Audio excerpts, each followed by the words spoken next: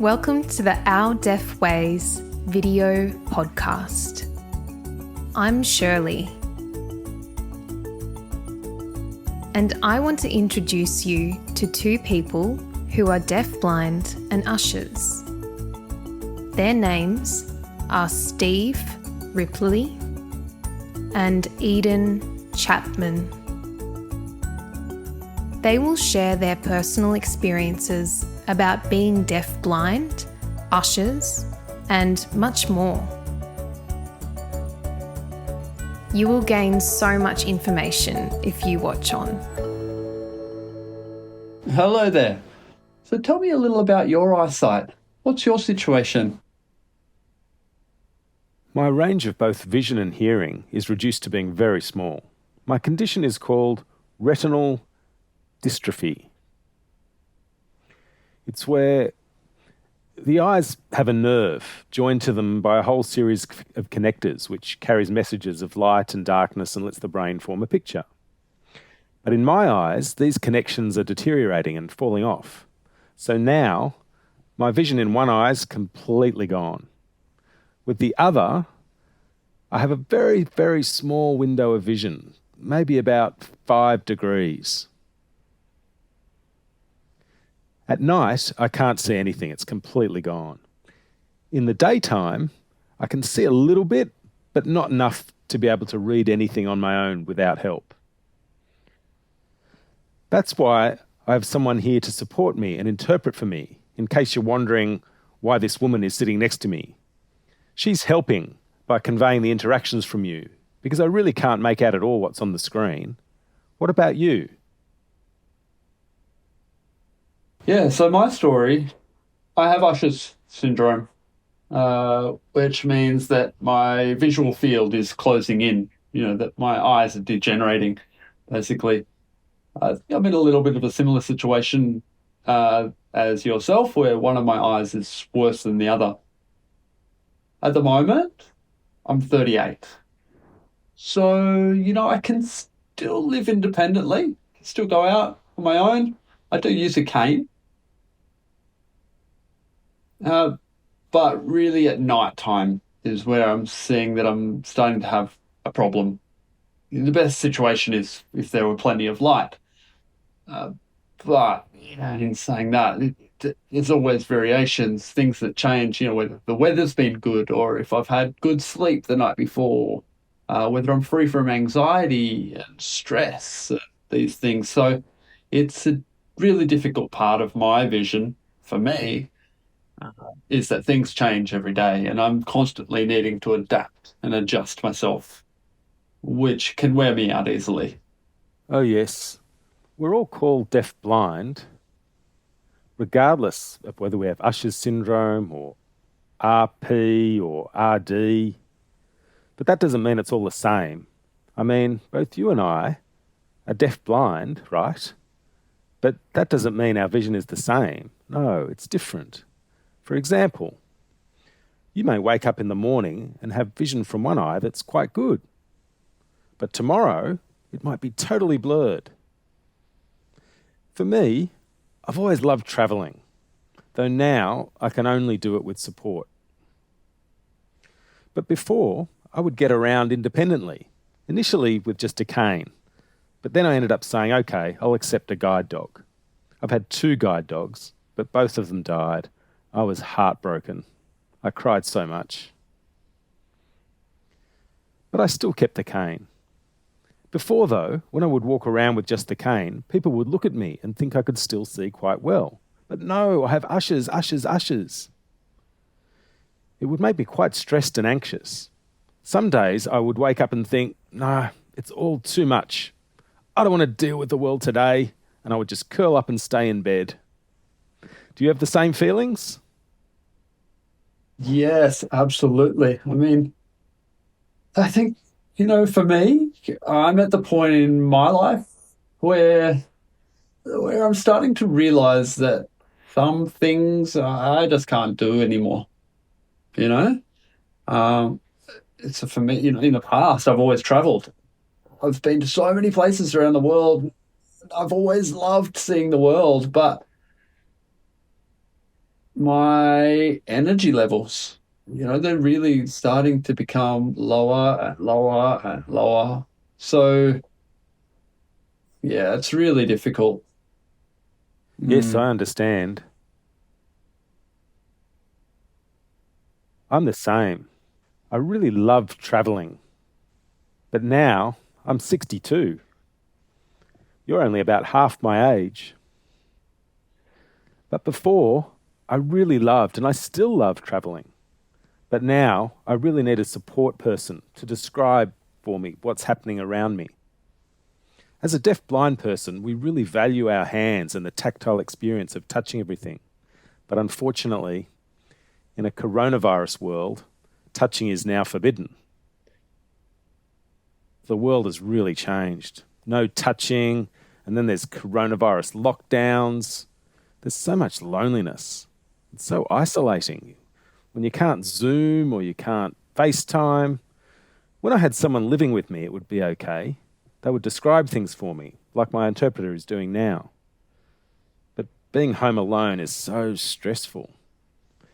Coronavirus really changed everything for me. Was it the same for you? Yeah, yeah. Very, very much so. I'm fortunate enough that I'm still able to see well enough to use social media. And maybe I scroll a little too much. But, I do have a few concerns about what my future might look like when I do finally lose my eyes or they become much worse and I'm unable to see my device. What does that mean? Like you were saying before, touch is an extremely important thing for me. Like hugs, I'm Yeah, me famous for my too. hugs, right? Um, and so, you know, I do feel the extreme effects that COVID has had on changing the world around us. Like I lip read a lot, for example, and so the use of masks has taken that ability to lip read away from me, and touch has been taken away, and I really start to feel the effects of that in a way of isolation. Um, so yeah, I just don't know what to think of the future. Yes, it's a new world. A new world. I think it's a really big problem for deaf-blind people, for those with Usher's syndrome especially. Contact with people, touching people, it's just so important for us. In the past, I was deaf but could still see, and my world was visual. I was involved with Theatre of the Deaf, with theatre performances. I really loved life then, and loved looking at and observing everything. Then I started to notice at night my vision was getting worse. But I was still driving then. It was quite frustrating because one time I had an accident because I thought this car had suddenly pulled in front of me because its brake lights suddenly appeared. But no, actually, it was my vision that had been deteriorating. So I gathered my courage and went to get my eyes tested and found out my sight was getting worse. That's when I applied for a guide dog. To get the guide dog, I had to go for training in Melbourne. At the Melbourne training, I was the only deaf person there and the only one with partial vision. All the others were fully blind, but hearing. So I couldn't interact with any of them. There was no interpreter. I couldn't afford an interpreter. So I stayed there for 1 month, guide dog training, with no interaction with people. Fortunately, some deaf people from Melbourne would come and visit me. That was a relief. So after the training, going around with the guide dog by myself was great. But one problem was that people would see me with the dog and assume I could hear and start yakking at me. They didn't get a response, of course, because I'm deaf, but I could feel them yakking near me. Another time, I loved going to the bookshop and standing in front of the shelf and trying to read the book titles. People would see me and see the guide dog and then start speaking to me. I would get startled because I could feel their breath. Then they couldn't work out why a deaf-blind man was looking at the books. I think they thought the dog was interpreting the books for me. But no, sorry, Yes, absolutely. Look, I can relate to that so much, so many times in the past. You know what? I've been using a cane since I was around 28 on a regular basis. And really, over all those years, it's been more so for the people around me out in public because so many times you'll see people who are on their phone and they're not looking at me anyway. And so when we do bump into each other and they explode and they get angry and start putting their finger at me, I can just show them the cane and that resolves the conflict in the moment. Um, but on the other side as well, I've been out on some occasions, maybe say I've been out to the pub or on a tram, let's say, those types of things. And I might be sitting, keeping to myself, reading my book, and I'll look up and see faces looking at me angrily. And many times I've caught them voicing the words, "You're not blind." And I'm like, you know what? Look, I can understand how they might have come to that conclusion in the moment looking at me. But one thing that I would like to say to the people of Australia is just that you need to judge less. Do you really think that I want to pretend to be blind? Yeah. You know, that's ridiculous. I just don't get it. So, yeah. Yes, indeed. I'd actually like to raise one burning point about the deaf community in general.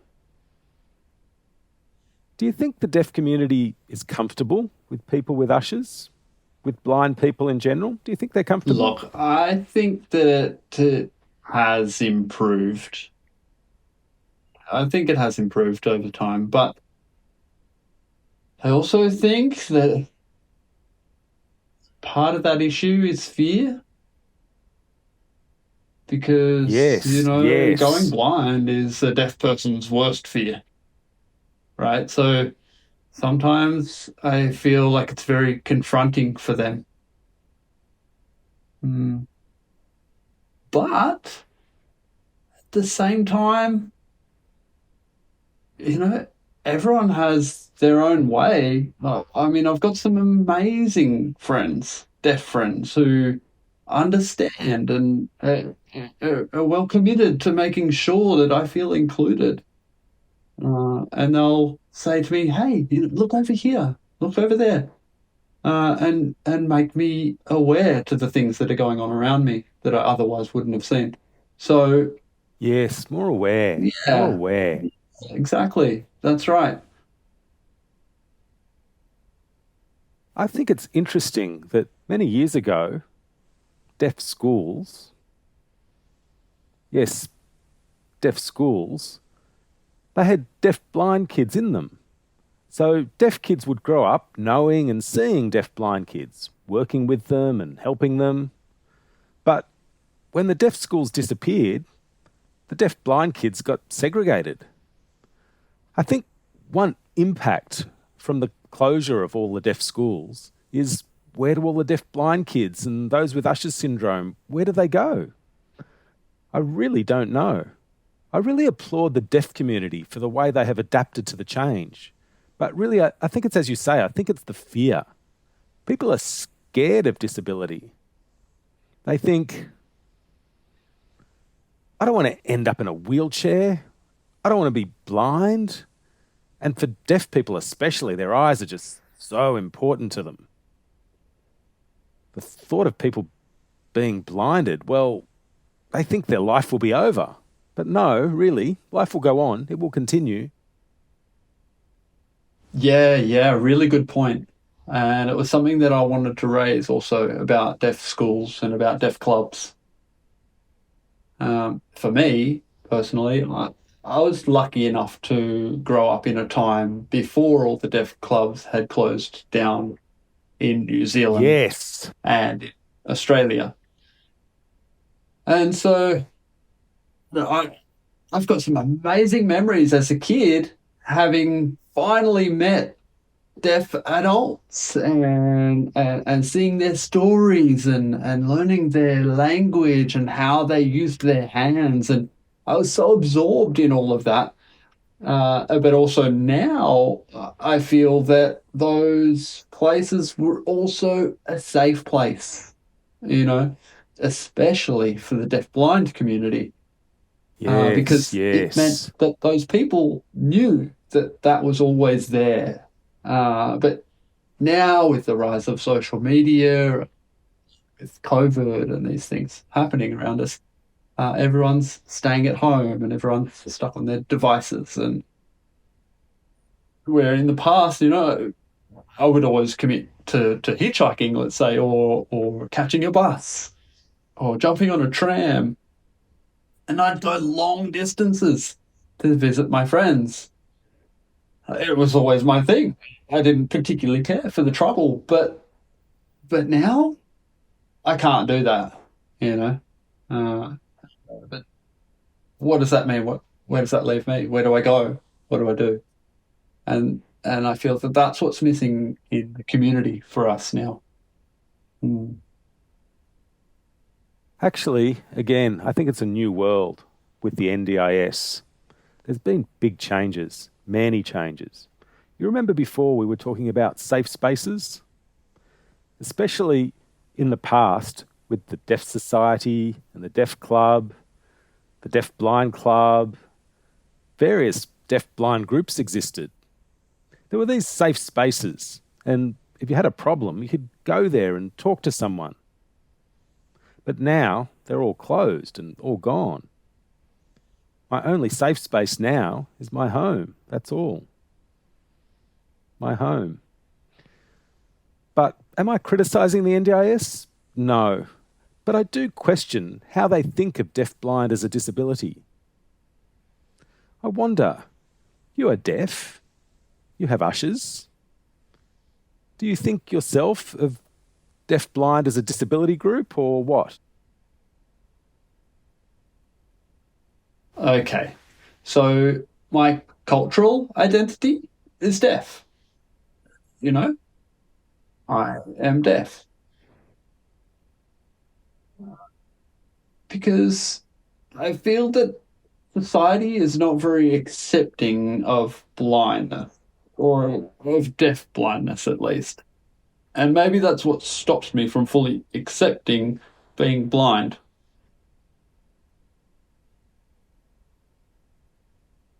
So, I find it quite difficult to identify as blind when I can still see. A good point. You're talking about independence and self-worth. Self-worth in the deaf is quite strong. They think, I'm fine, I can access the world and do everything I want. But when people look at deaf-blind, they think, oh no, they can't do anything. But I've many deaf-blind friends and blind friends, and their lives are really rich.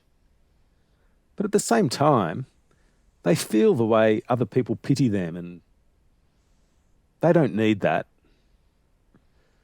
My problem is your attitude, your view of me.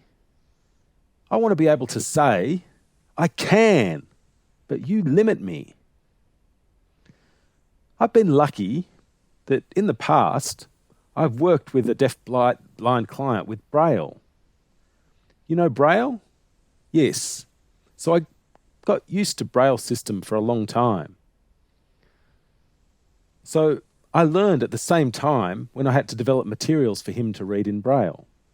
So then, when I discovered that my eyesight was getting worse, it was depressing, yes, but I also felt relieved that I already had some Braille skills and knew how to use Braille as a medium. But the equipment you need for it is so expensive.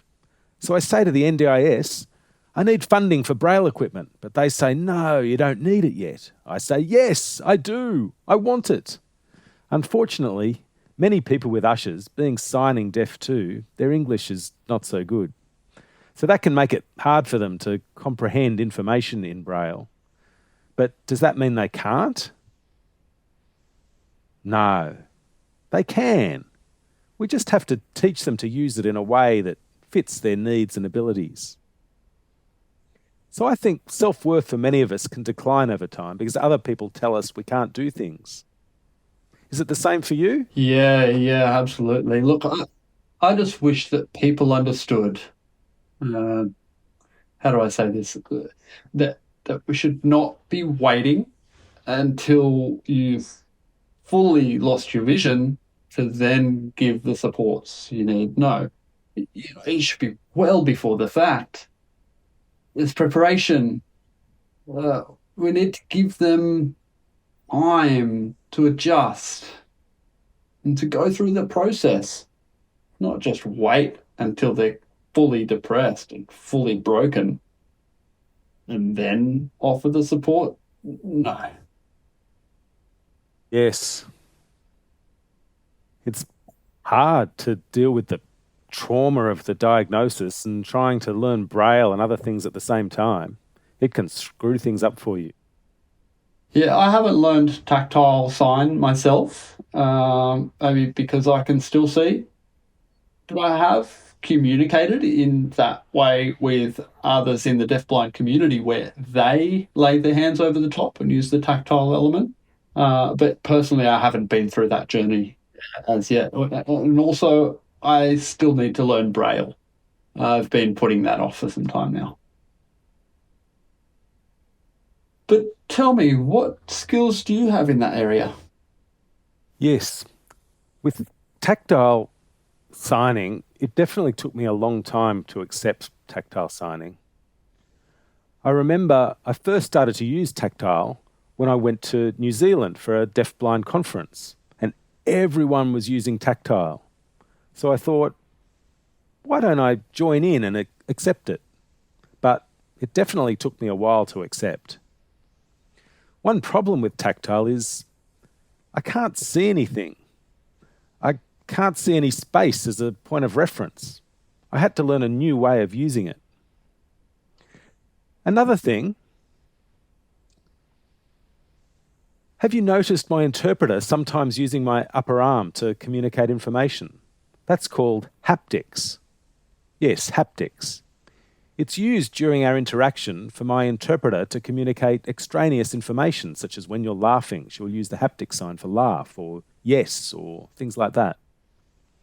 It adds extra layers to the communication. When I'm giving a presentation, I will always have an interpreter behind me, so that while I'm presenting, they can use haptics on my back to convey to me what's happening out in the audience. They'll tell me who's smiling, who looks puzzled, or who looks grumpy and things like that. It really helps me a lot. With Braille, I started about 3 years or 4 years ago, but now I'm really good with Braille. I love Braille, my phone, my laptop, everything is in Braille. It's all been adapted to suit. What are the important things in my life now? Some things are a bit hard to start, but once you get going, it's okay. It's a bit like learning to read. You have to take it one step at a time. Now, I'm teaching Braille to other deaf-blind people, one step at a time. A long time ago, they used to try to teach you everything at once, but now we just do it in small doses, one at a time. I'm really looking forward to teaching you one day. Oh, yeah, I'd really appreciate that, actually. You know what? A funny thing is, in the past, where I've been traveling, sometimes I've been a little frustrated where, for example, maybe I'm on a train, and as we're traveling along, talking overseas here, I might be looking out the window, and I feel that I don't want to miss out on all of that beautiful scenery as we're traveling. But, half the time it can be boring and mundane as well.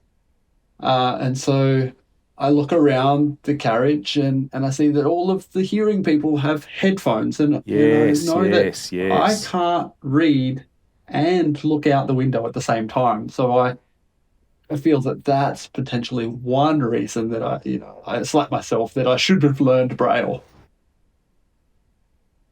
You're ready when you're ready. Oh, yeah, absolutely. But there is one benefit there that I think that would apply to me now. While I can still see a little, it would mean that I'd be able to read my book Yes, whilst yes. not missing I out agree. on the scenery out the 100%. window. So, My old teacher, who was themselves blind, always used to say to me, focus on the dots. Memorize the dots. Then later, you will learn to just read them naturally. I know that many people with ushers do struggle learning Braille. They're dealing with the trauma and trying to learn this new skill of Braille, and when it's hard, they can get despondent and lose motivation. When you know you need it, though, it's good to take it up. yeah, well, for me, when I was like 13, 14, I'd say that was when I first learned that I would lose my vision. But there was no other information. It was only you will go blind. That was it. But when? I had no idea. So I was fully scarred from that. I thought that potentially it could be tomorrow. I would suddenly lose my eyes, right? So, yeah, I panicked. I struggled with that. But I think that it was around the same time that Guide Dogs Australia, a representative from that organisation, had come to say, they would teach me Braille. But I refused.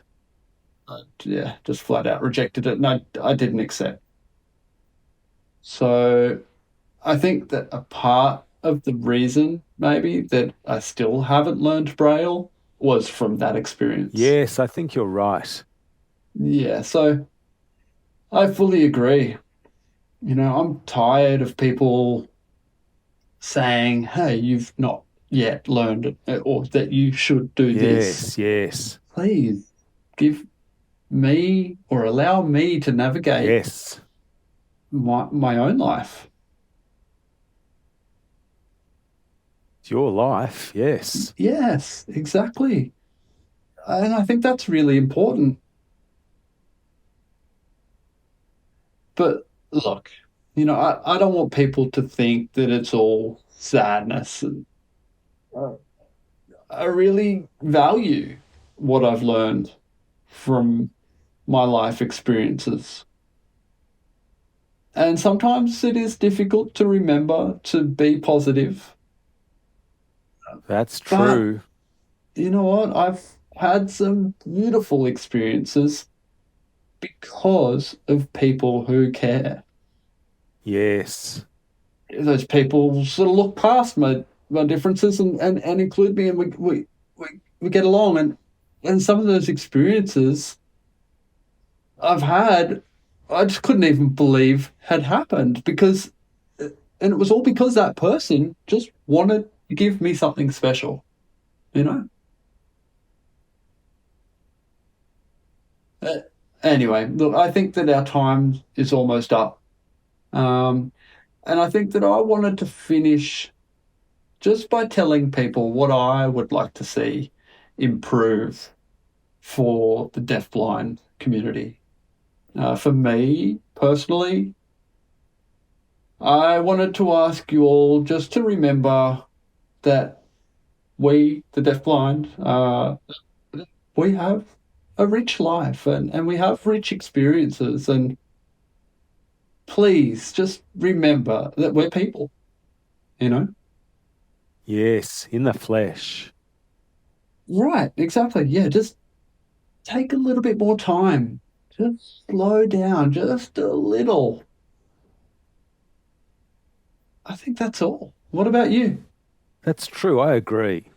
There's one essential point I feel we agree on. That when we're trying to socialise, we need people to approach and come to us. We can't see who's out there. We can't recognise faces. They all look just blurry. We need people to come over and sit with us and talk to us. They can talk about anything. It doesn't have to be specific things.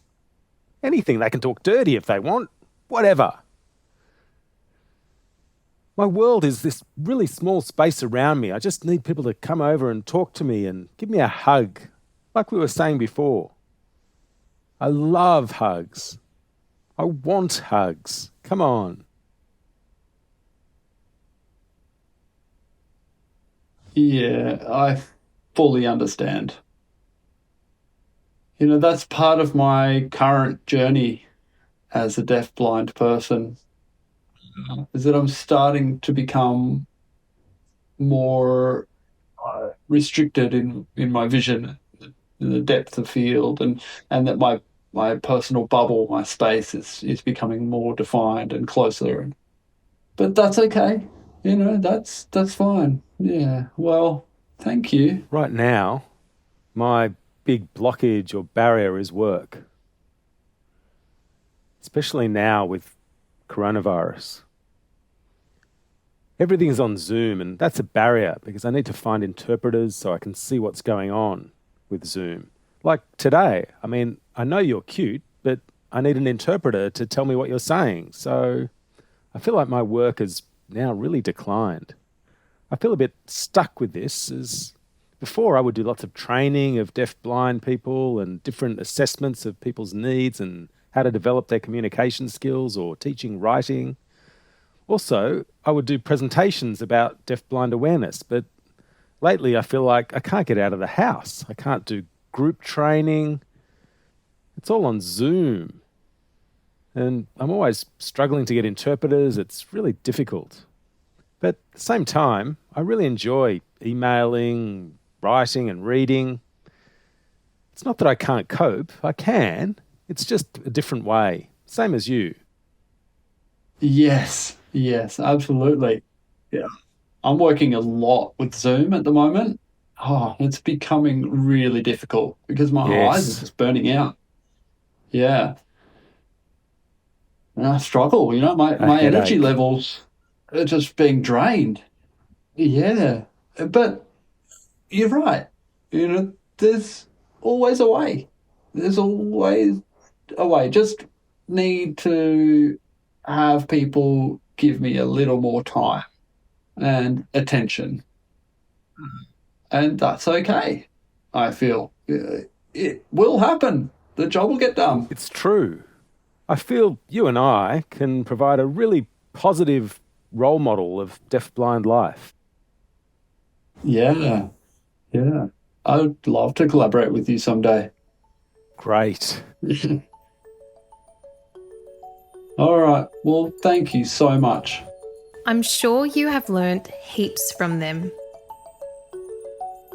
Now we know there are many different types of vision and communication preferences, just like there are so many deaf or hard of hearing people who have different communication requirements. It's a beautiful thing about the deaf community that we have a variety of people which make our community a richer diversity group. So that's it for now. See you next episode.